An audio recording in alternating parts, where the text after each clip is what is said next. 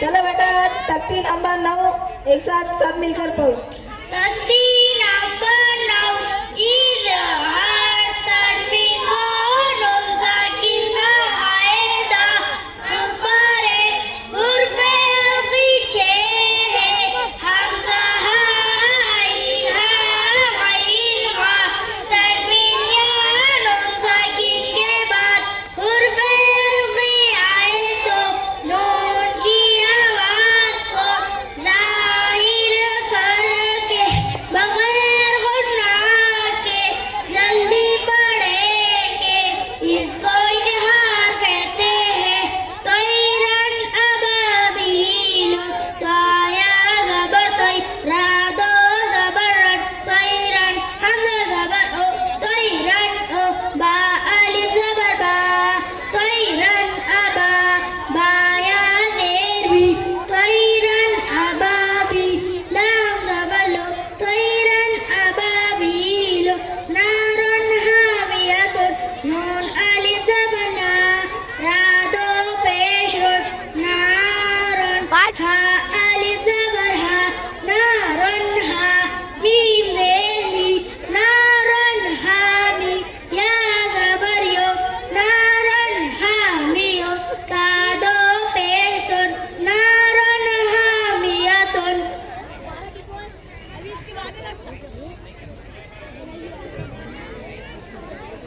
लिमन खशिया लाम ज़ेली मीम नून ज़बर मन लिमन खा ज़बर ख लिमन ख शीन ज़ेर शी लिमन खशी या ज़बर य लिमन खशिया मिन गैरिही मीम नून ज़ेर मिन गैन या ज़बर गै मिन गै या ज़ेरी मिन गैरी हा खड़ी ज़ेर ही मिन गैरिही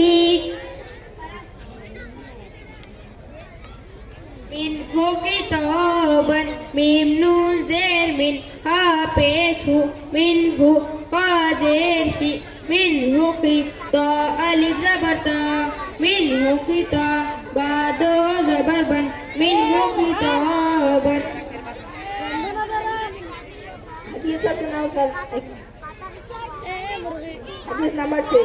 हदीस नंबर 6 ईमानियात पर इन्नमल अमालु बिन्नियाति तर्जुमा वल तदरो मदलु। हदीस नंबर 7 इबादत पर अत्तुहुरु शत्रुल ईमान तर्जुमा पाकियात ईमान है।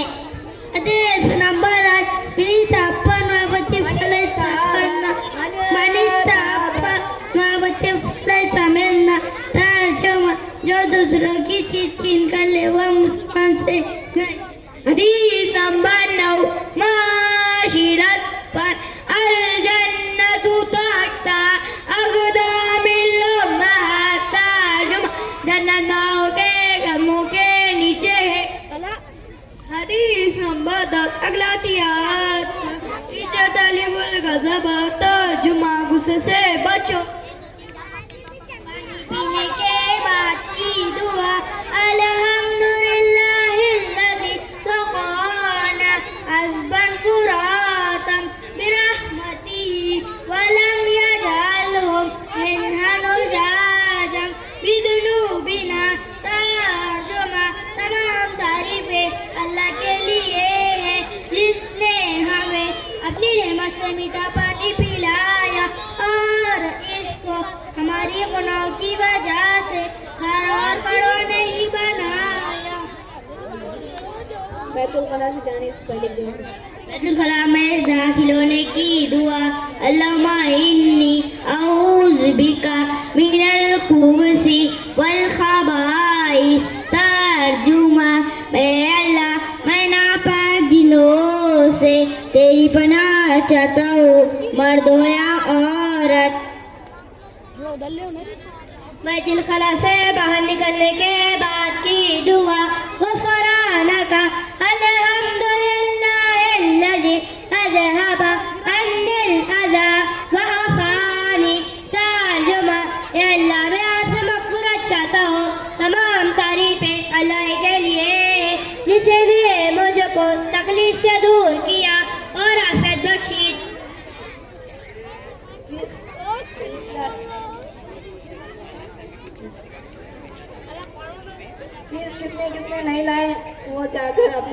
लेकर आओ।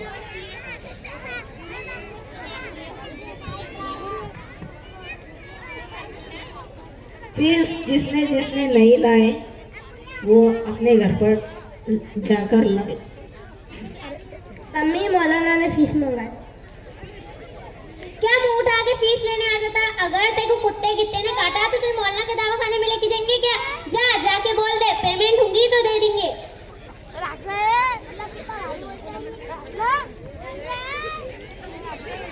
अम्मी मौलाना ने फीस लाने के लिए। ये मकता के मौलाना कुछ काम ही नहीं रहता, महीने के चुलन पढ़ाने छोड़कर सिर्फ फीस मंगाते रहते।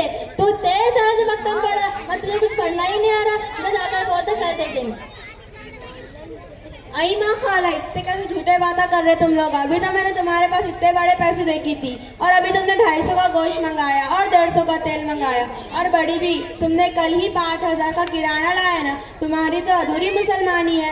और फिर मकतब की 1 तारीख को ही फीस भेज देती हूँ। अल्लाह का शुक्र है मेरे बच्चे टुकार चाले करने की बजाय कम से कम मस्जिद में जाकर अल्लाह और उसके रसूल का नाम तो लेते हैं। ऐसे गए पैसे कुरान के नाम पर। और खाला, मकतब में पाबंदी के साथ भेजने का काम माँ का रहता है। माँ अगर पाबंदी से नहीं भेजेंगी तो मौलाना पढ़ाएंगे क्या? तुम्हारा तो समझ में ही नहीं आता। मायके जाती तो 15-20 दिन नहीं आती, फिर दूसरे तीसरे महीने को माँ के पास जाने की रहती, फिर दूसरे तीसरे महीने को माँ के पास जाने की रहती, फिर इसी तरह दावत में जाने की रहती। शादी, हल्दी, छिल्ले, छट्टिया, देवयानी, जिठानी की दूर रिश्तेदारों के यहाँ जाने की रहती। ठीक है खाला, आज से हम ये अहद करते हैं कि हम हर महीने की फीस 1 तारीख को ही जमा करवा देंगे। हेलो अफ़ान भाई, अस्सलाम वालेकुम।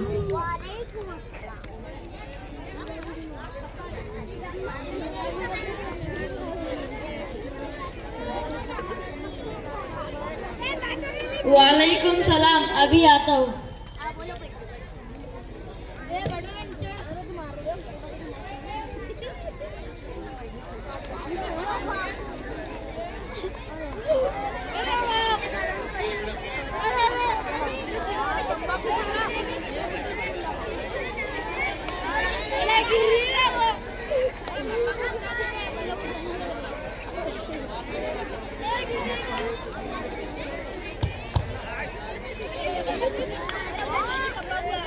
अस्सलाम वालेकुम मौलाना। वालेकुम अस्सलाम।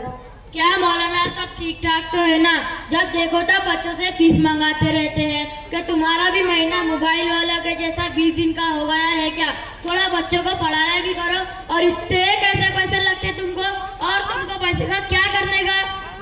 देखो अफ़ान भाई, हलाल कमाता हूँ, हलाल खाता हूँ और अल्लाह के वजह से ठीक रहता हूँ। हमारे मकतब का महीना पूरा 30 दिन का रहता है, कभी कभी 31 दिन का हो जाता है। रहा मसला पढ़ाने का, तुमको बताने की ज़रूरत नहीं, बच्चे खुद पढ़कर सुना देंगे। देखो अफ़ान भाई, आपकी फीस दिन के काम के लिए है, कुरान की तालीम के लिए है और एक बाप होने के नाते आपकी जिम्मेदारी है कि आप अपने बच्चों को दीनी तालीम दिलवाएं। ये मकतब का निज़ाम अल्लाह का फजल है, वरना मकातिब ना हो तो हमारे ईमान का क्या होगा ये तो अल्लाह ही जानता है। अच्छा, मैं आपसे चंद सवाल करता हूँ, अगर आपको पता हो तो सिर्फ सही लाना। मेरा पहला सवाल है कि आप जो आते वक्त गुटखा खाकर आए वो कितने का था? 10 रुपए की गाय चावल, 5 रुपए की चूने की डब्बी। आपको शर्म आना चाहिए। आप सिर्फ थूकने और फूकने में 50 से 60 रुपये उड़ा देते तो आपको कुछ नहीं लगता। हर महीने 300-400 का रिचार्ज कराते हो, इससे कोई फर्क नहीं पड़ता। लेकिन जब बात मकतब की 200 रुपये की आती है तो आपको फीस देते वक्त ईमान याद आती है। एक मुसलमान होने के बाद अगर आपकी कैफियत की हालत है तो ईमान का जायजा। मेरा आपसे दूसरा सवाल है कि अगर आपको किसी काम के लिए मजदूर चाहिए तो आपको कितने रुपये मजदूर मिलेगा? 600 से 700। अंदाज़ा लगाओ कि इतनी महंगाई के दौर में अल्लाह के फजल करम से कुरान की तालीम इतनी सस्ती है कि 150 से 200 में हमको अच्छा पढ़ाने वाले मिल जाते हैं। लेकिन हमारी बदकिस्मती है कि हमने कभी इनकी जैसे कदर करना नहीं करी और आज हालात इतने ख़राब हो चुके हैं कि लोग अपने बच्चों को मदरसे में भेजते नहीं, जिसकी वजह से उलमा हाफिज़ की तादाद कम हो गई है। और आपको ताज्जुब होगा, हमारे शहर जालना में कई देहातों में इमाम नहीं है जो गाँव के बच्चों को तालीम दे। अगर हमारा यही हाल रहा और इसी तरह हम गफलत में जीते रहे और इसी तरह मकातिब से बेअतनाई करते रहे और दीनी तालीम के साथ हमारा सौतेला सलूक रहा तो अल्लाह में माफ़ नहीं करेगा और जिल्लत और रुसवाई हमारे मुकद्दर होंगी और हम खून के आंसू रहेंगे। इसलिए कि मेरा और हमारी नस्लें मुर्तद हो जाएंगी और इन सब चीज़ों के जिम्मेदार हम खुद होंगे। इसलिए कि मेरा नबी ने अपनी ज़बान से फरमाया